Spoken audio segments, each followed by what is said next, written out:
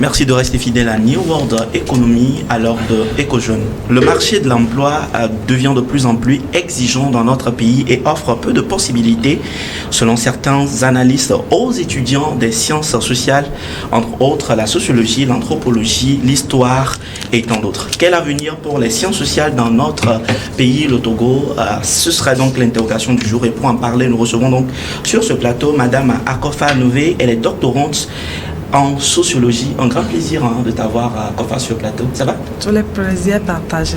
Alors j'espère qu'on passera un très bon moment avec nos téléspectateurs. Avec grand plaisir, je suis là et c'est avec une immense joie de venir aujourd'hui échanger avec tous les yeux. Super. J'espère que vous êtes à l'écoute. Naturellement, Ismaëlou Tchakoriko, doctorant en anthropologie, le géant de la maison. Un grand plaisir pour nous également de t'avoir sur le plateau. Ça va? Ça va, bonsoir Roko. Merci infiniment, merci pour cette invitation. C'est toujours un plaisir d'être à ta compagnie. Merci beaucoup. Super. Alors, cette émission se fera également avec Véronique Akbaki. Elle est doctorante en histoire. Véronique, un grand plaisir pour nous de te recevoir également sur le plateau. Ça va? Un grand plaisir pour moi aussi d'être là. Merci pour l'invitation et ce sera un plaisir de discuter avec tous les jeunes. Alors, qu'est-ce que ça fait déjà de se retrouver dans la peau d'une doctorante? Qu'est-ce que ça fait? Je peux dire que c'est une fierté et un honneur.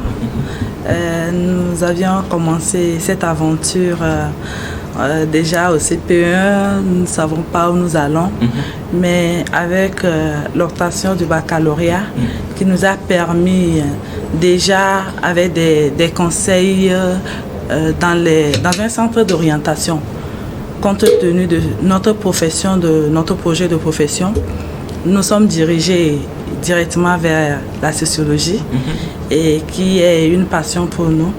Donc j'ai continué tout de suite après avoir obtenu ma maîtrise pour faire le DEA et cela m'a conduit à continuer avec le doctorat et c'est une fierté et un honneur pour moi. Super, c'est une fierté, un honneur pour toi. Ismaëlou, est-ce que tu as l'impression que plusieurs arrivent vers les sciences sociales par hasard aujourd'hui à l'université de Lomé particulièrement, ou de Caran? Oui, merci pour la question.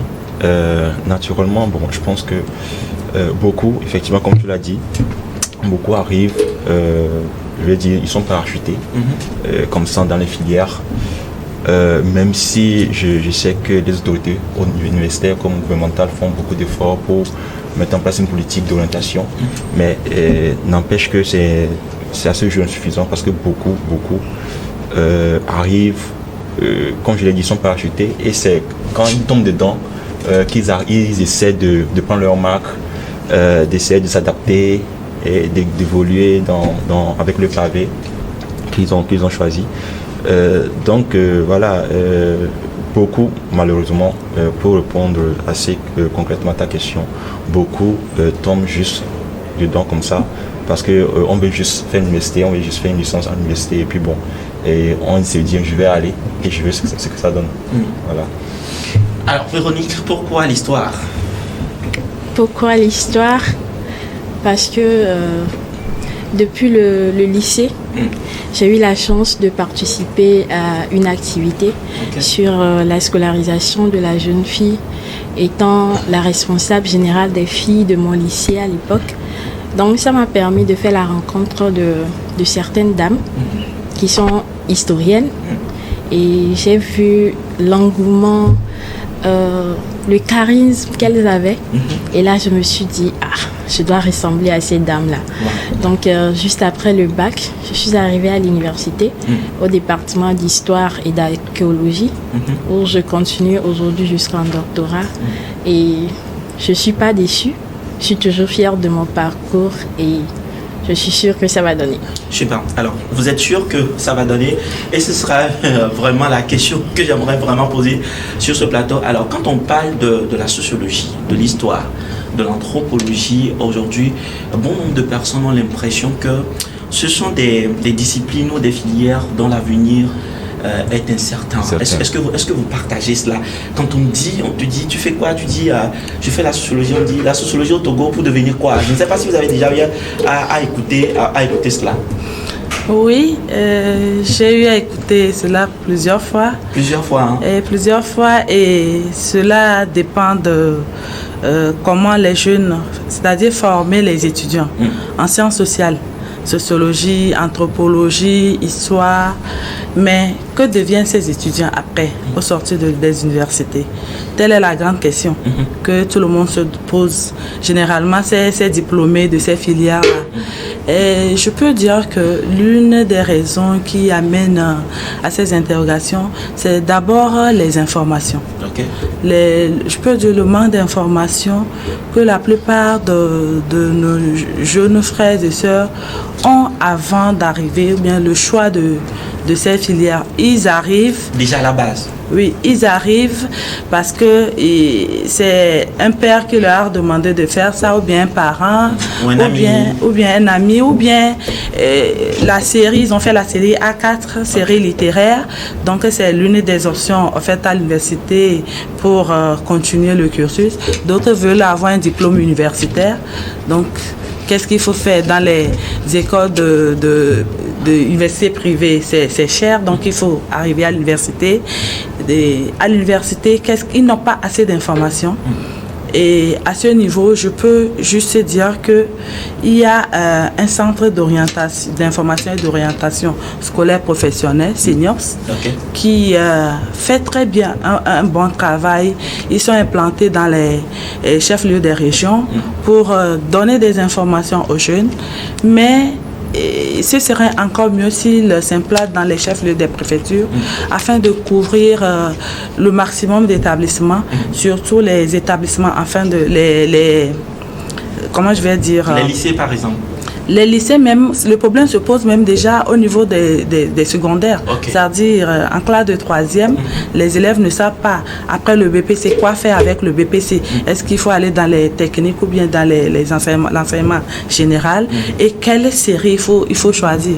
Donc, si ce centre d'orientation peut être encore plus implanté dans les centres-lieux, comment je veux dire, dans les chefs-lieux de préfecture, et au moins aller dans les établissements, les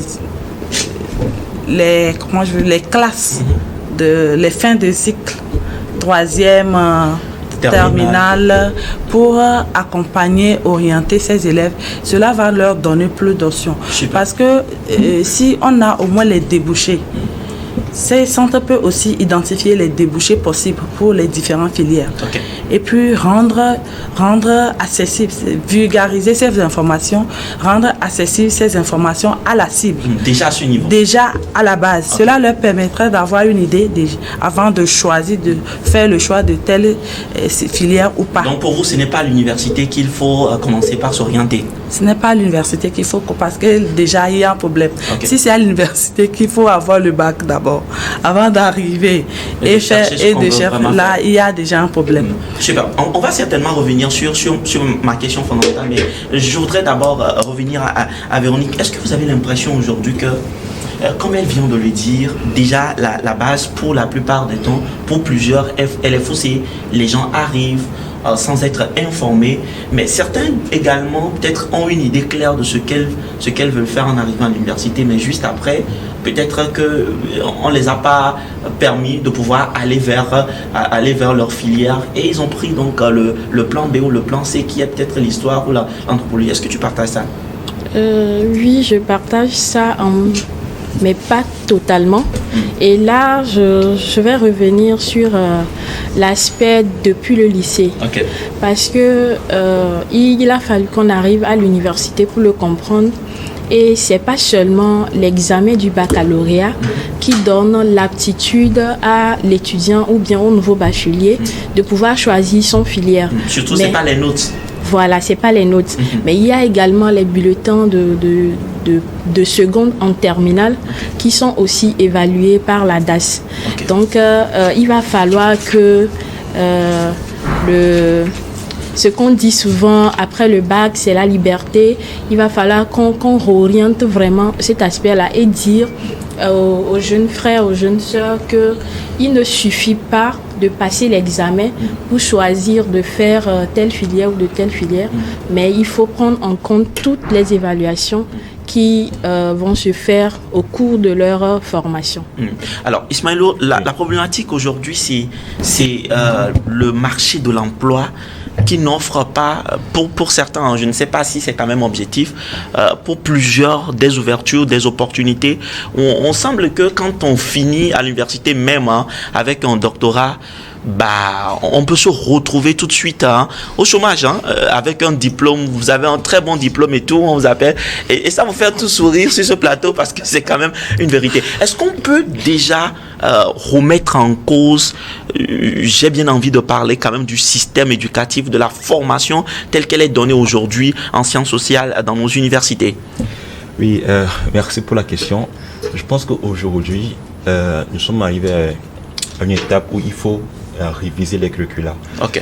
Et quand je dis réviser les curricula, c'est mieux refondre, c'est en profondeur. Je m'explique. D'abord, nous avons des institutions dans le secteur privé, on a des structures dans le secteur privé, on a des services publics de l'État, mais on n'a pas cette corrélation, cette correspondance, cette adaptabilité entre ce qui est demandé au sein du service, que ce soit dans le service public ou privé, et ce qui est formé, mais ce qui est donné comme formation dans les centres de formation à l'université et autres. Il n'y a pas encore, et aujourd'hui, on n'a pas encore un document clair qui nous dit, quand tu fais sociologie, voilà, tu es attendu dans tel parcours. Quand tu fais tel, tu es attendu ici. C'est-à-dire qu'il doit avoir une correspondance claire. C'est-à-dire quand je fais sociologie, je peux travailler. Mais en droit, on n'a pas ce problème. J'ai l'impression peut-être en droit, on n'a pas. Quand quelqu'un aujourd'hui s'inscrit en droit à la fin, cette personne sait exactement ce qu'elle peut pour la plupart du temps. Mais la question, est-ce que quelqu'un qui fait le droit, est-ce que quand il finit, il est directement recruté? Non. Non. La question que moi je pose ici, c'est la question du savoir. Je ne parle pas encore de recrutement. Okay. Je parle du débouché. Super. Où est-ce que je débouche? Est-ce que je sors quand je finis ma formation? Donc on doit avoir une sorte de réglementation claire. Une grille, j'ai envie de dire une grille. Quand je fais sociologie, voilà un peu les options que j'ai. Quand je fais géographie, voilà un peu les options. Donc, on doit avoir cette grille et commencer par la vulgariser. Okay. Comme Madame Nouvel a dit, depuis le primaire, même le primaire, le collège et le lycée. Et quand les élèves arrivent, ils savent concrètement ce qu'ils ont envie de faire. Ça, c'est de 1. De 2, je pense qu'au niveau de l'État, on doit aussi faire l'effort, je vais dire, c'est un peu une question subsidiaire à ce que je viens de dire. On doit faire l'effort vraiment de classer, je vais dire, les postes au sein des services, que ce soit dans les services publics comme privés. Okay. Le ministre Barra a fait un effort, la fois passée, il a sorti l'arrêté 3911 qui parle un peu de convention stage-études. C'est une bonne chose que je pense que l'université peut réapproprier à son sein. J'ai lu l'arrêté et c'est dit clairement, ça dit quand tu fais une formation, au moins moment que tu fais la formation, tu fais un stage. Okay. Et ça te permet de te réapproprier de manière pratique de ce que tu es en train de faire là où tu fais ta formation. Donc je pense que c'est un plan précurseur sur lequel les universités peuvent s'appesantir pour sortir peut-être une sorte de réglementation à tous les niveaux. Et ça, je pense que notre ministre de l'enseignement supérieur, notre ministre des enseignements primaires secondaires et celui de la formation professionnelle peuvent se réapproprier de cet outil-là et essayer d'établir cette sorte d'équivalence où il y a un arrêté clair qui dit quand tu fais une formation, tu dois maintenant faire un stage. Comme ça permet en fait, quand l'étudiant est en train de faire sa formation, non seulement ça donne l'opportunité d'être recruté quand il fait la formation, mais même s'il n'est pas recruté, au moins il sait que quand j'ai fait ma formation, voilà où j'ai travaillé. Voilà. Et ça résout en même temps notre problème de la théorie pratique. À l'université, on a l'habitude de le dire, on fait de la théorie dans les amphis.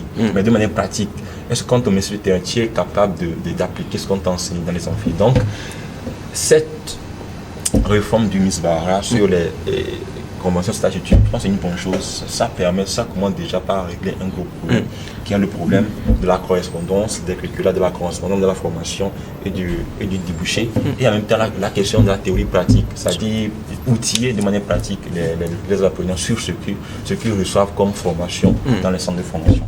Alors, est-ce à dire sur ce plateau que la formation telle qu'elle est aujourd'hui est beaucoup plus théorique que pratique et ne correspond pas forcément à la réalité du terrain, selon vous? Dire que le contenu des formations données en sciences sociales ne correspondent pas à la réalité. Je pense que ça nécessitait un grand débat. Et il faut des études approfondies pour quand même arriver à démontrer, à confirmer cette hypothèse. Oui, en fait, là où j'ai bien envie de creuser, oui. je pose cette question, sauf quand même que je reprécise ma question parce qu'elle est très très importante pour moi. Aujourd'hui, beaucoup plus dans les pays anglophones, on te pose la question de savoir, oui, tu as un diplôme en, je ne sais pas, en fiscalité, tu es un juriste, tu es... Oui, qu'est-ce que tu peux concrètement? Pour quelqu'un qui a fait la sociologie, pour quelqu'un qui a fait l'histoire, j'en viens à vous tout à l'heure, qu'est-ce que tu peux concrètement donner sur le terrain? Justement, si je peux répondre à la question initiale que tu as posée, si il faut adapter le contenu ou bien le curriculum de formation au niveau des sciences sociales, je dirais que d'abord l'État doit adapter, prendre en compte les sciences sociales dans des politiques et dans ses visions. Okay. Et ensuite, au niveau des universités, ils doivent quand même faire un travail, comme l'a dit tout à l'heure Ismaël. Et ce serait bien de faire une identification des débouchés possibles de l'ensemble de ces sciences-là. Je parle de sociologie, d'histoire, de faire quand même une prospection et d'avoir une grille pour voir que voilà les débouchés possibles quand quelqu'un sort sociologue, quelqu'un sort historien, etc. Et aussi s'approcher des potentielles structures d'accueil qui sont censées accueillir ces jeunes diplômés au sortir des universités. Et pourquoi pas avoir un cas de concertation, un cas de réflexion avec ces structures d'accueil afin de voir vraiment quels sont les besoins sur le terrain. Et suite à ces réflexions, cela permettra de réactualiser maintenant le curriculum afin que cela puisse répondre à l'offre et à la demande. Et à la fin, ce serait quand même important que l'université puisse faire de partenariats avec certaines de ces structures d'accueil pour permettre aux meilleurs, si on ne peut pas, puisqu'il y a beaucoup d'étudiants, pour permettre quand même aux meilleurs étudiantes et étudiants d'aller faire des stages de perfectionnement, de faire l'immersion de la théorie à la pratique. Et je peux aussi dire aux étudiants de ne pas attendre. Souvent, certains attendent d'avoir leur diplôme avant de commencer par avoir des réflexions pour chercher les premières expériences. Même déjà en première année, en deuxième année, on peut déjà commencer par faire des recherches. Mais souvent, ce qui nous vient à l'esprit ou ce qui taraude plus notre esprit, c'est que je veux valider. C'est la validation des 3 années qui passe prioritairement. Que là, on ne pense pas tout de suite au travail, à l'emploi ou encore à la toute première expérience. On veut juste valider les matières, avoir sa licence. Oui, justement, c'est là le problème se pose. Parce que lorsque tu vas avoir ta licence et tu vas avoir des offres, on va te demander expérience. 3 ans, 4 ans, 5 ans d'expérience. Tu n'as pas ces expériences. Il faut commencer par les avoir. Cela te permettra même de mieux maîtriser les cours. Tu peux faire des stages, pas forcément aller tous les jours, mais c'est 1 ou 2 fois même dans la semaine. Ça s'impose en fait. Ça s'impose aujourd'hui, les stages, ça s'impose. Tu parlais d'arrêter, on met en place un arrêté clair, c'est-à-dire quand tu ne le fais pas, il y a ce qui est là. Donc, je parlais d'arrêter, c'est pour ça que je parlais. Parce que mais est-ce que c'est pour les étudiants? Est-ce que ce n'est pas beaucoup plus pour ceux qui sont dans le monde déjà professionnel? Mais excuse-moi, mais nous avons une culture où quand il n'y a pas de gendarmes derrière, on ne fait pas. Donc, il faut un arrêté. Quand il y a un arrêté et que l'arrêté stipule des clauses claires, il y a des conditions pour obtenir son diplôme, on est obligé de s'y plier. Mais là, je pense que ce qui est plus important, c'est peut-être d'instaurer aujourd'hui que pour avoir sa licence, il faut aussi avoir fait un stage. Oui, mais si c'est comme ça, il faut mettre à disposition, parce qu'à l'université, il y a ça pourra devenir des UE. Où est-ce qu'il faut trouver des structures pour faire le stage? Même stage bénévolat, des gens cherchés dans ce pays n'ont pas trouvé. C'est pourquoi les politiques doivent reprendre cette question de manière sérieuse. C'est pourquoi je parle de réglementation. Il doit avoir une grille réglementaire claire avec des clauses stipulant si tu fais ceci, voilà ce que tu attends, si tu fais ceci. Donc, l'autre chose que je voulais ajouter, je voulais rebondir sur ce que je viens de dire, c'est que les politiques doivent également avoir des quotas par filière. telle année, on veut tel nombre de statisticiens, on veut tel nombre de mathématiciens. Et on va faire quoi du reste? On va les gérer comment? Je pense que parfois, le problème qui se pose à l'université, c'est que il y a plus d'étudiants dans des filières plus qu'il n'en faut. Et après ça, il y a un véritable problème de recrutement. Je prends la sociologie. On a fait la sociologie ensemble. On est arrivé en 2011, c'était 2000. Mais après, il y a eu cet entonnoir où, à chaque fois que les années passaient, il y a les nombres qui se réduisaient. Donc, les gens, comme je l'ai dit, s'il y a des quotas, je pense que ça peut aussi aider les étudiants à s'orienter. Parce que parfois, les gens arrivent, mais ils veulent juste s'inscrire dans une filière et faire les études. Donc, s'il y a des quotas, ça peut permettre, ça peut aussi orienter. Parce qu'on dit, on veut juste 35 personnes ici, on veut 50 personnes ici, on veut 100 personnes ici. Ça peut aussi aider à orienter. Ça peut également aider. Véronique, vous rajouter quelque chose? Oui, je voulais ajouter, parce que, par exemple, quand on parle des sciences sociales, les gens arrivent juste par cet aperçu facile. Une erreur grave que bon nombre commettent. Ouais, les sciences sociales, c'est facile. Faire de l'histoire, c'est facile. Je me rappelle, on est arrivé en première année. À peu près, on était plus de 700. 700. En première année? Oui, en première année. En histoire? Oui, en histoire. Wow. Mais on a fini la troisième année, on ne remplissait plus l'amphi 20 ans. Et l'amphi 20 ans, je crois, c'est à peu près 300 places. Oui. 300 places. Donc, on ne remplissait plus l'amphi 20 ans. Et pour finir, même, il y a bon nombre qui n'ont pas fini. Donc, venir en sciences sociales, c'est pas facile. Et il faut vraiment... on a l'impression qu'on se dit que en 3 ans, je vais boucler rapidement. Non, le but, c'est peut-être d'avoir sa licence. Ce n'est pas forcément ce qu'on veut faire avec. C'est surtout l'erreur. Parfois, on finit, on a la licence, mais on n'a pas de compétences. Donc, il faut, comme mes prédécesseurs l'ont déjà dit, il faut une passerelle entre la formation et puis le monde de l'emploi. Donc, chaque jour, on entend, voilà, l'université en partenariat avec telle structure, mais ça ne concerne que ce qu'on appelle généralement les sciences dures. Mais on n'entend pas trop parler des sciences sociales. Nous aussi, on a besoin de ces stages-là pour dire, bon voilà, en communication, par exemple, moi, je fais l'histoire et je connais à peu près les débouchés, ce qui me permet d'ailleurs de pouvoir continuer. Sinon, j'allais m'arrêter depuis et puis me reconvertir comme l'ont fait beaucoup de mes camarades.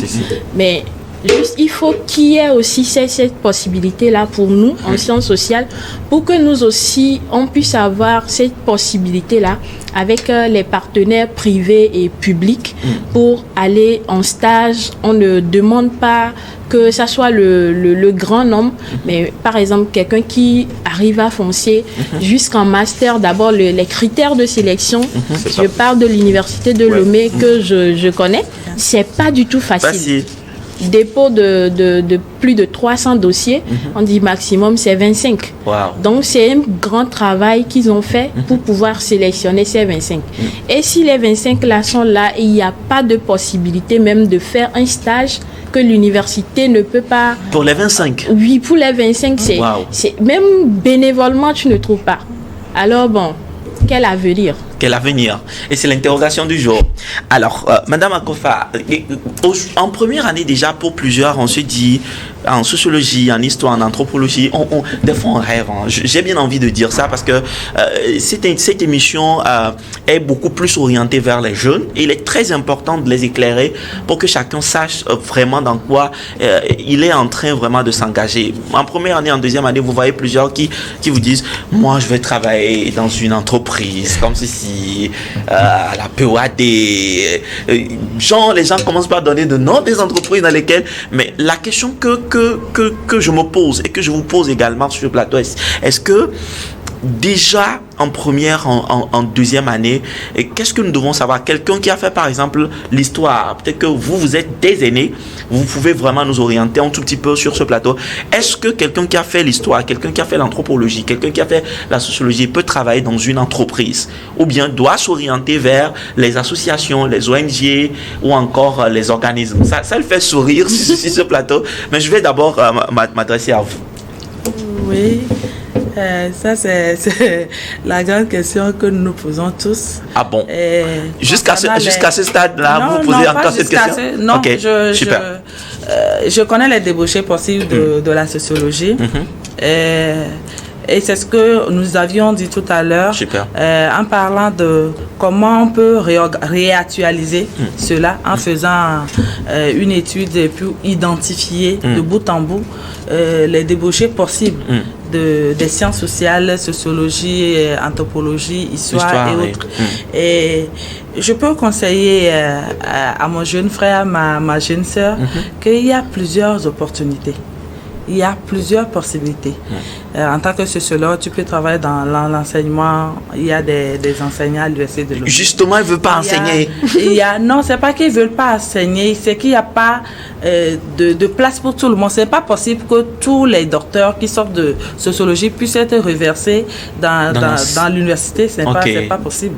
Et puis, il y a cette possibilité d'être à son propre compte et d'ouvrir une structure en tant que un cabinet ou de faire des consultations ou bien une association ONG dont toi-même tu es le responsable. Tu peux travailler en tant que planificateur, chargé de planification, chargé de suivi, évaluation, chargé de programme, chargé de projet. Il y a plein de débouchés qu'un sociologue peut faire et fait. Donc voilà ce que je peux conseiller. Ismaïlo? La question m'a fait sourire tout à l'heure parce que c'est dommage. C'est dommage parce que moi j'ai la chance de faire l'Europe. Et quand je prends par exemple l'Allemagne, en Allemagne, les industries d'automobile où on fabrique des voitures, tout ce qu'ils font même comme conception de la voiture. Quand la voiture sort, la manière dont la voiture est utilisée sur la route, ils font appel à des sociologues, à des anthropologues qui font des études en amont, avant même qu'on ne lance la production de la voiture. C'est une question de politique. Ils ont une politique très poussée où il y a des conventions claires entre le secteur privé et les universités, où quand un masterand, un doctorant travaille sur un sujet, c'est un sujet qui vient du secteur privé. Les gens ne se lèvent pas pour prendre des sujets comme on le fait en Afrique. Désolé, moi, je suis désolé. Les gens sont amoureux et puis ils choisissent un sujet dans leur chambre et puis bon, ils vont voir quelqu'un, un directeur qui l'est. Non. Là-bas, quand tu travailles sur un sujet, c'est un sujet soit qui vient du secteur privé, soit c'est un problème spécifique, un problème de maladie, un problème de pathologie. Et quand tu travailles, il y a non seulement l'avantage, c'est que quand tu travailles sur ce genre de sujet, il y a un financement. Et si tu travailles sur un sujet spécifique, concret, qui va aboutir à des résultats, qui va servir à solutionner un problème spécifique. Nous, ici, qu'est-ce qu'on fait? On a l'habitude de prendre des sujets. J'ai juste envie de travailler sur les relations internationales. Je prends un sujet sur les relations internationales que je travaille et après ça finit au placard. Vous voyez un peu. Donc, pour répondre à ta question de manière plus spécifique, c'est ce que je viens de dire à l'entame du départ, c'est qu'on doit avoir un cordon ombilical. J'ai envie de dire cordon ombilical pour dire qu'il doit forcément avoir un partenariat vraiment soudé, serré entre le secteur privé, entre tous les acteurs d'ailleurs, pas seulement les universitaires, mais le secteur privé, le secteur public, les ONG, les associations et les institutions de Bretton Woods, FMI et autres, où les masterants, au moins les masterants, même si ce n'est pas les gens de licence, au moins les masterants et les thésards travaillent sur des sujets spécifiques, sur des problèmes spécifiques. Vous voyez un peu. Moi, j'ai essayé de réfléchir avec des amis à l'université, des collègues doctorants en moi, où en s'inspirant un peu de la politique de décentralisation de l'État, du gouvernement togolais, on s'est dit aujourd'hui l'État fait l'effort de décentraliser les services. On a les mairies, on a les préfectures, bientôt on aura les sénateurs, on a déjà aussi les gouverneurs. Donc il y a un peu aujourd'hui cette je vais dire, classification du territoire où il y a une autorité pour des collectivités très rapprochées des collectivités. Donc s'il y a des autorités rapprochées des collectivités, on peut essayer de travailler avec ces autorités qui sont proches des collectivités, les maires, les préfets, voilà, les gouverneurs, pour essayer d'être plus proches des collectivités et voir ce qu'ils vivent concrètement comme problème. Si on peut au moins travailler sur des problèmes spécifiques, je pense que ça peut motiver aussi les politiques à accompagner les universitaires dans les investigations de terrain. Donc je pense que j'ai travaillé sur des collègues sur ce sujet. C'est un sujet en réflexion. Je pense que c'est de bonnes guerres parce qu'aujourd'hui, c'est l'avantage aussi de décentraliser l'État, les services. Donc il faudrait que les universitaires puissent se rapprocher de ces autorités pour voir comment est-ce qu'on peut être plus proche des collectivités. Parce que les gens sont dans des contrées, ils vivent des problèmes pas possibles. eux-mêmes, ils ne savent pas ce qu'ils vivent comme problème, ils n'arrivent pas à les expliquer. C'est là où le chercheur est convoqué pour aller sur le terrain, prendre le problème, l'investiguer, l'expérimenter et revenir dire concrètement aux populations ce dont ils souffrent. Super. Alors, Madame Véronique Akpaki, c'est vrai que nous tendons vers la fin de ce débat. La question que j'aimerais vous poser tout à l'heure, c'est pour nos jeunes qui nous suivent dans cette émission. Également, si vous avez également un mot à l'endroit donc de nos dirigeants, des gouvernants. Et donc, la première question pour toi, quel serait donc ton conseil pour tous ces étudiants qui, soit sont encore à l'université ou qui ont fini, qui ont un diplôme, mais qui nous font, on va le dire comme ça, qui n'ont encore rien sous la main et qui attendent forcément que un beau jour, ça va finir par donner. Et quand tu les écoutes, oui, j'ai une licence, j'ai un master en sociologie, en anthropologie, en histoire et tout ce qui va avec. Quel sera donc ton conseil pour eux? Également, quelle serait une sorte de plaidoirie à l'endroit donc de nos autorités? D'abord, je voulais encore remercier l'initiative. Donc, premièrement, mon conseil pour eux est de ne pas attendre. Ok. De ne pas attendre parce que, par exemple, il faut aller chercher. Il faut avoir des bonnes relations.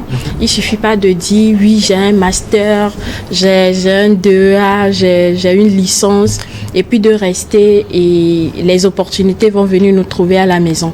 Il faut se faire former pour avoir des soft skills. Parce qu'aujourd'hui, on a le background juste pour la théorie, mais on n'a pas les aptitudes nécessaires pour pouvoir fonctionner, par exemple, en entreprise. Par exemple, je suis historienne et puis je peux travailler dans l'administration, je peux travailler dans un centre de recherche, je peux travailler sur des projets qui concernent la culture, le patrimoine et tout ce qui est développement de mon pays. Mais si je n'ai pas les aptitudes pour pouvoir travailler en équipe, ça ne peut pas marcher. Si je n'ai pas des aptitudes pour pouvoir aller vers la résolution des problèmes, ne serait-ce que des problèmes sommaires, ça ne peut pas aller.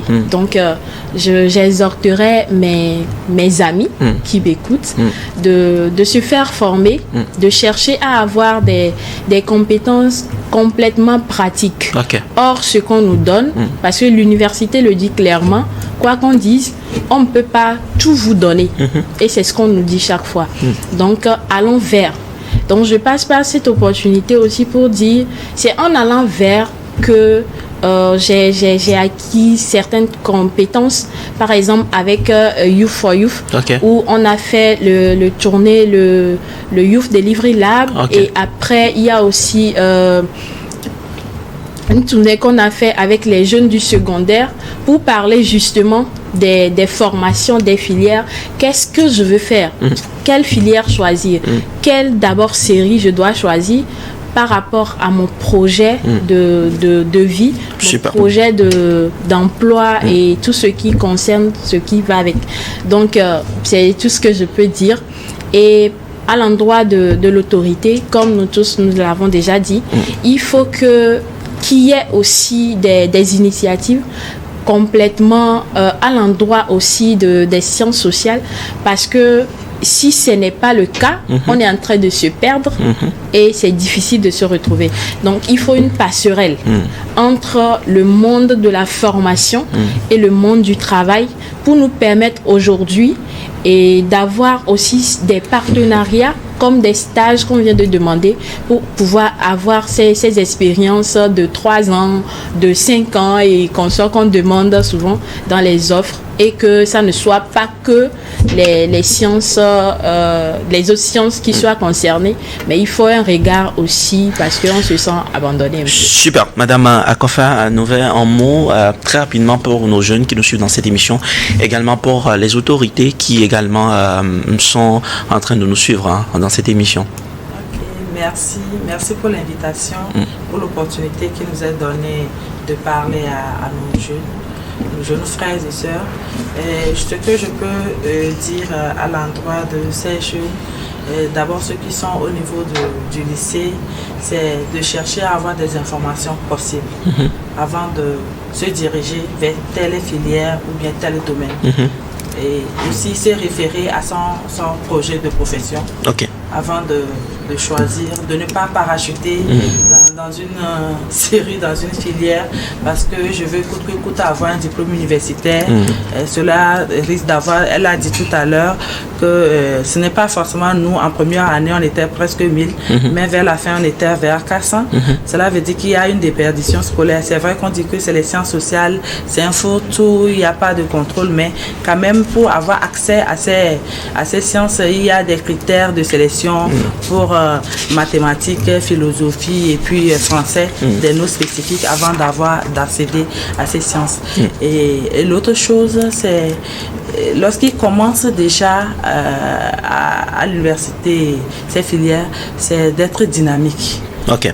Être dynamique, de ne pas attendre, elle a dit aussi, de ne pas attendre que cela va venir, je vais finir, je vais travailler dans une grande entreprise, mais d'être dynamique, d'être aux aguets, d'être curieux, de courir partout, chercher des informations, les vraies informations, pour commencer par faire des stages et ne pas attendre forcément que cela va venir de l'autorité. Super. Alors, à l'endroit de nos autorités, je dirais que je vais revenir mettre l'accent sur le CNIOS, le Centre national d'information et d'orientation scolaire professionnelle, qui fait déjà un bon travail et qui doit mettre l'accent plus sur ces orientations à l'endroit de ses élèves au niveau lycée et surtout identifier les débouchés possibles en partenariat avec les universités du Togo pour avoir une vue d'ensemble de ce qui attend un élève, un étudiant en sociologie, en histoire, etc. Et je vais clôturer en disant que il faut surtout la valorisation et la vulgarisation des résultats des recherches en sciences sociales. Parce qu'il y a plein de mémoires, de thèses qui sont rangées dans les tiroirs, dans les bibliothèques, alors que ces résultats peuvent vraiment contribuer au développement de notre société. Ismaëlo, alors tu auras donc le dernier mot sur ce plateau et on y va très rapidement. Oui, et in fine, tout a été dit. Je vais juste insister sur ce que nous tous on a dit. C'est vraiment nous prions les autorités mettre en place, je le répète, une réglementation où chaque apprenant, au moins ne serait-ce qu'à partir de l'université, chaque apprenant fait ce qu'on appelle ce dualisme en formation-stage, formation-stage, ou un peu stage-études.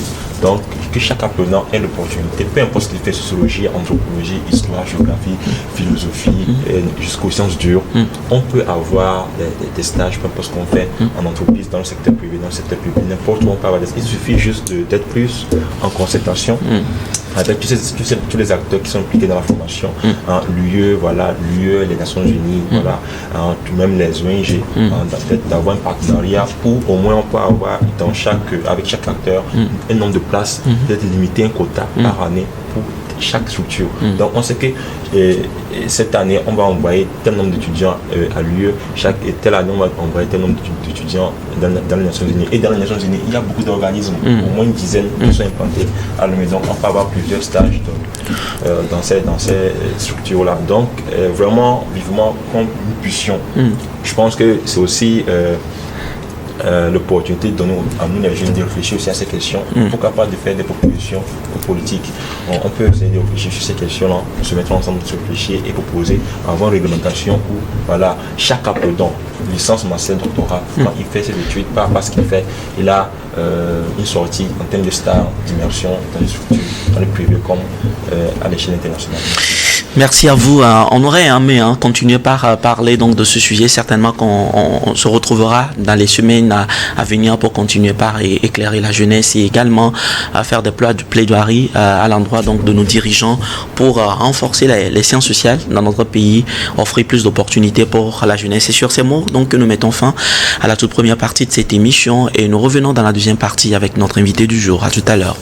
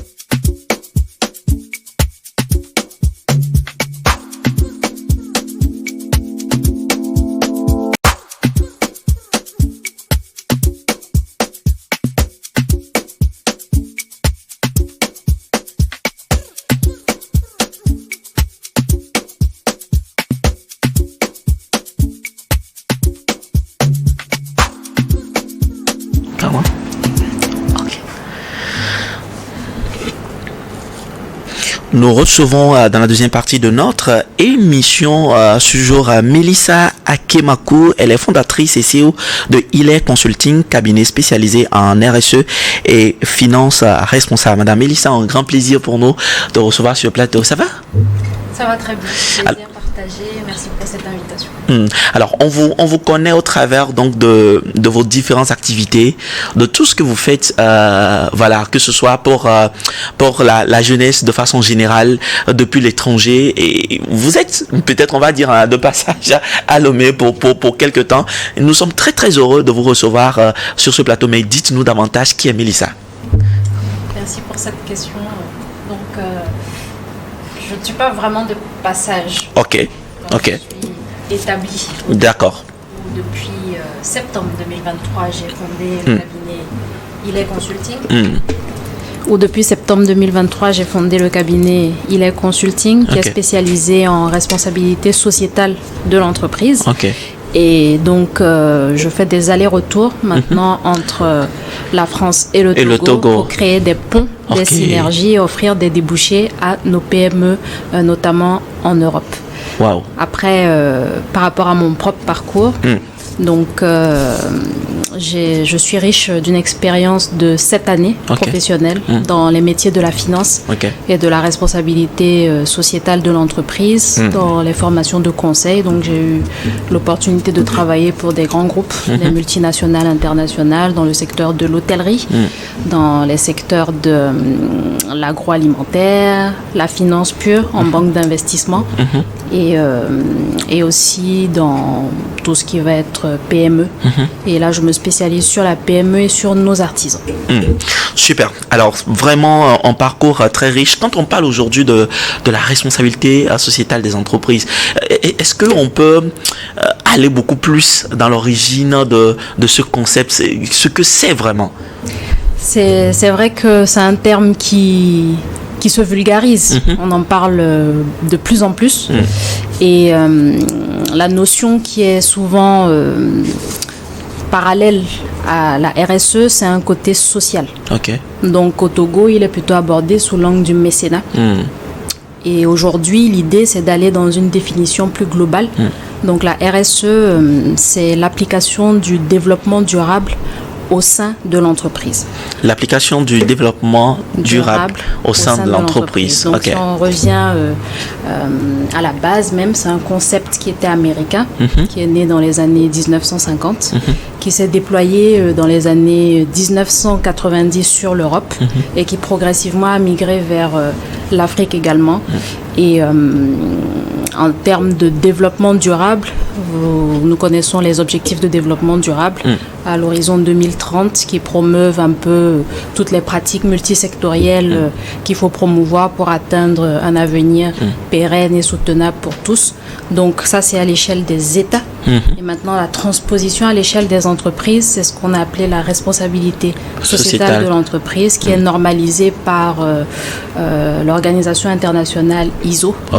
Et donc, il y a une norme particulière, la norme ISO 26000, qui va définir les termes avec les directives à suivre pour être dans une démarche d'amélioration et de développement pour chaque entreprise. Super. Alors, de façon très pratique, comment est-ce qu'aujourd'hui la RSE s'intègre au sein de la société et au sein des entreprises?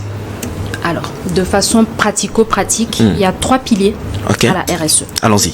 Il y a le pilier social, il y a le pilier sociétal et il y a le pilier environnemental. Donc, ces 3 piliers-là vont former des cercles qui vont converger vers l'économique. Donc, comment l'entreprise, qui reste un centre de profit à part entière, va aussi aller vers ses impacts, les maîtriser pour les atténuer et, en termes d'outils de pilotage, valoriser sa performance. Donc, sur le pilier environnemental, nous avons tous les aspects qui vont être afférents à la transition énergétique, donc la lutte contre le réchauffement climatique, les actions environnementales pour préserver l'environnement à part entière. Nous avons aussi tout ce qui va être bilan carbone. Donc aujourd'hui, c'est sur les aspects émissions de gaz à effet de serre, CO2, comment est-ce qu'on arrive à atténuer les impacts de l'activité. On va être aussi sur la lutte contre la pollution, le le recyclage, toutes ces actions pratiques. Sur le pilier social, ça peut être des actions internes à l'entreprise ou externes. Ok. Quand on dit interne, c'est la politique salariale. Comment est-ce que les salariés en interne sont traités sur le bien-être, sur les opportunités de déploiement, la formation des salariés pour déployer leur employabilité, les évolutions salariales, les promotions. Et quand on parle de l'externe, ça va être les fournisseurs, les clients, quelles relations en termes de parties prenantes sont entretenues avec eux. Et sur le volet sociétal, on parle des sociétés civiles, donc tout ce qui va être les associations qui vont osciller autour de l'entreprise. Donc on a les associations ONG, de type ONG ou religieuses ou autres, avec qui l'entreprise peut également avoir d'un relationnel pour s'inscrire dans son écosystème. Alors, est-ce que en français facile pour nos jeunes qui nous suivent dans cette émission, au sein donc des structures, des entreprises, quand on parle des RSE, est-ce que on voudrait beaucoup plus parler de tout ce qui peut contribuer à l'épanouissement du personnel? Est-ce que on peut aller dans ce sens? De façon pratique, aujourd'hui, avoir ne serait-ce qu'une grille salariale fait partie des actions qui peuvent être reportées dans le reporting extra-financier. Donc, on arrive dans des structures où on n'a pas vraiment de grille et on ne sait pas à quoi s'attendre. Donc, on peut être en sortie d'études et vouloir négocier le salaire, mais à certains niveaux de grade, ça peut être normalisé de dire un junior va être à un niveau de rémunération oscillant entre 100 000 francs CFA et 150 000 francs CFA. Les stagiaires vont être rémunérés ou gratifiés à hauteur de 30 000 ou 50 000.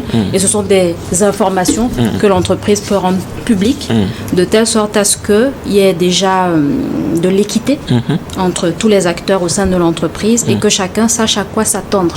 Parce que j'ai l'opportunité de donner des cours et il y a souvent de la dissonance entre ce à quoi les aspirants à des postes sont en droit de s'attendre et la réalité du marché. Donc ça peut emmener à plus de transparence et à aider l'entreprise aussi à accroître en notoriété et fédérer autour d'un lien de confiance fort avec ses futurs salariés ou même ses futurs clients.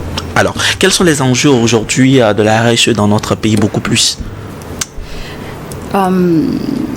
En termes d'enjeux, je l'aborderai sous l'angle de l'opportunité. Puisqu'aujourd'hui, nous nous adressons aux jeunes, il y a beaucoup d'efforts qui sont faits pour que les jeunes aillent vers l'esprit d'initiative, l'esprit d'entrepreneuriat, ou même en interne puissent intraprendre. C'est bien ça. Tout à fait. Donc aujourd'hui, la RSE offre l'opportunité d'aller vers plusieurs gains potentiels, que ce soit sur le plan financier, parce qu'il y a des fonds d'investissement, des bailleurs de fonds qui recherchent les personnes qui vont développer des produits, des projets ou avoir des stratégies RSE pour pouvoir le développer sur le long terme. Donc, ils vont le financer. Et on parle de tickets allant de 3 millions de francs CFA jusqu'à des sommes beaucoup plus denses pour les PME assises. Donc, on ne parle pas de petits gains. Et on parle aussi en termes de curiosité, d'employabilité sur le marché international. Donc, toute personne qui est alerte sur ces sujets va automatiquement avoir un avantage concurrentiel par rapport aux autres candidats qui seraient moins enclins à avoir développé ses connaissances sur le sujet. Alors, si je comprends bien, aujourd'hui, donc la RSE offre beaucoup d'opportunités à la jeunesse. C'est bien ça? Exactement. Est-ce qu'aujourd'hui, les jeunes ont la possibilité d'opter pour des formations dans le domaine? Parce que vous êtes spécialiste aujourd'hui dans le domaine. Est-ce qu'on peut en savoir davantage? Comment vous avez fait pour aujourd'hui que vous soyez spécialiste sur la question donc de la RSE? Alors, il y a des masters en développement durable qui existent. Dans nos pays voisins, au Sénégal, à Thiès, à Senghor, chez Kanta Diop, qui se sont spécialisés uniquement sur le développement durable. Même en Côte d'Ivoire, il y a des masters en développement durable. Même au Togo, même dans plusieurs structures de la place et écoles privées, il y a des modules RSE que je dispense. Je ne sais pas si je suis habilitée à ça. Non, allons-y. D'accord. Je cite des noms? Oui, allons-y. Ah, d'accord. Donc, je donne des cours à la Lomé Business School qui a, depuis déjà 2 années, intégré des modules de responsabilité sociale de l'entreprise dans les parcours pour anticiper sur la réglementation et exhorter la génération suivante qui arrive sur le marché à être alerte sur ces sujets. Donc, finance responsable, RSE et développement durable. Alors, quel est votre rêve pour le Togo de 2030? Mon rêve pour le Togo de 2030, c'est-à-dire que nous sommes pratiquement en 2025. Dans quelques jours, nous serons en 2025. En 5 ans, comment vous voyez le Togo? Le Togo de 2030, un Togo ambitieux.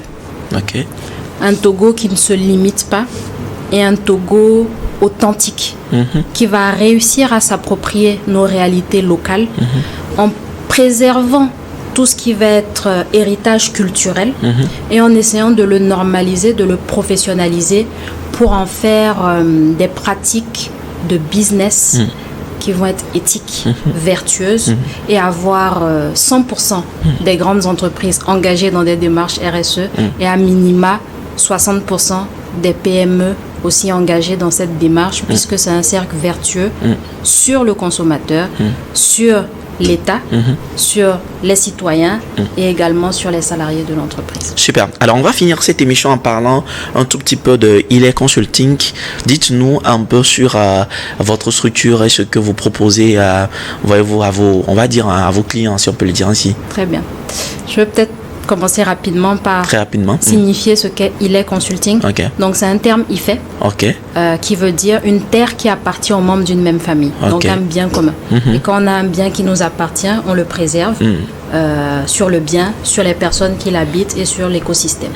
Donc, en termes d'offres de services, nous accompagnons les PME dans leur démarche RSE. Nous accompagnons aussi les banques dans leur stratégie RSE et nous offrons des débouchés à l'international.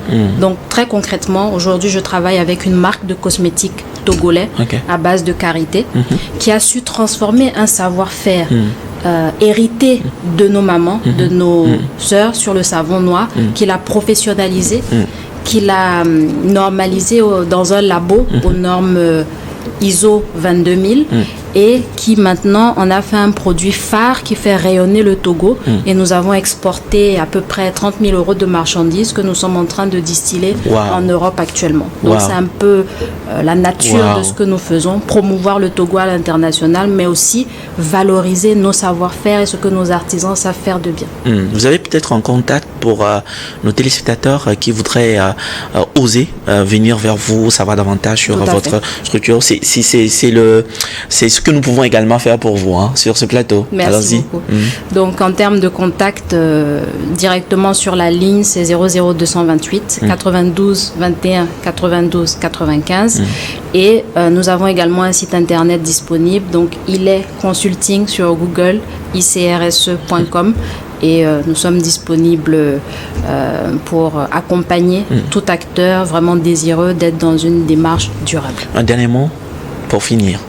Je finirai par une sagesse sud-africaine qui nous dit que la terre ne nous appartient pas. C'est un trésor que nous devons préserver pour les générations futures.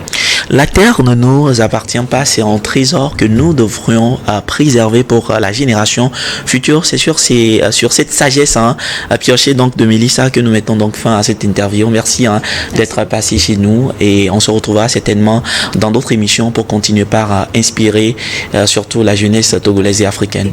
Merci. D'ici là, portez-vous bien. Merci. Au revoir. Au revoir.